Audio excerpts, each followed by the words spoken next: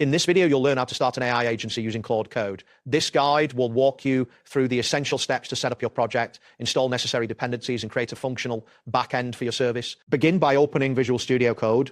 Once the application is open, navigate to the integrated terminal. In the terminal, create a new folder specifically for your project by typing migdia AI _agency _service, and then press enter after the folder is created. Enter it by typing CDA _agency _service and hitting enter. Next, initialize a virtual environment by entering python-mvnvn and pressing enter. This step is crucial as it helps manage dependencies without interfering with other projects.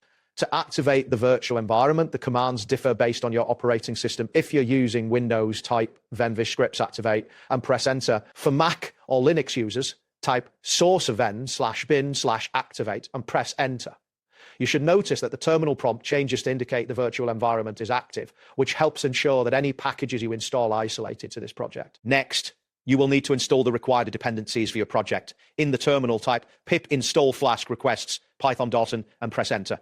This command fetches and installs Flask, requests, and Python doten, which are essential for building your API and managing environment variables. Depending on your internet speed, this process may take a few moments to complete. Now, create the necessary files for your application.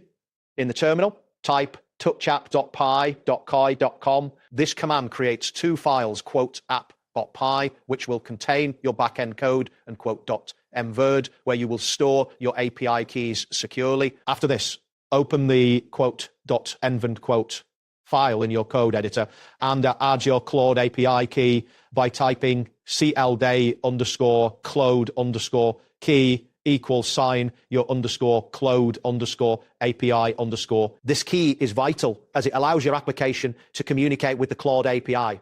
Next, you will write the backend code that utilizes Claude Code.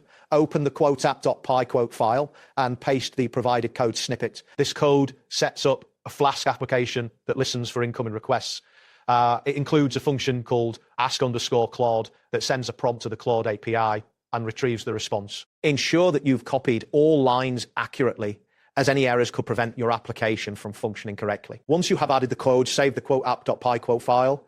To run your backend, return to the terminal and type python app.py, then press enter. The server should now be live, and you will see a message indicating that it is running on http://127.0.1.5000. Keep in mind that your server will only be accessible locally unless you deploy it to a cloud service. To test your API, open a new terminal window while keeping your server running. Use the curl command to send a post request by typing curl-x post http://127.0.0.1.5000 generate text-h content type application/JSON-D instruction. Write a professional email inviting clients to a webinar and press enter. If everything is set up correctly, you should receive a JSON response containing Claude's output. Finally, consider how you will package this service for your clients. You can provide the URL directly or create a simple dashboard for easier. Communicate your offering clearly, such as generating content emails or product descriptions automatically using AI. Determine your pricing model, whether it's a monthly subscription or a per task fee, typically ranging from $99 to $299 per month for a set number of requests. As your business grows, think about deploying your backend to platforms like Render or Railway, implementing client authentication and setting usage limits to ensure fairness and sustainability.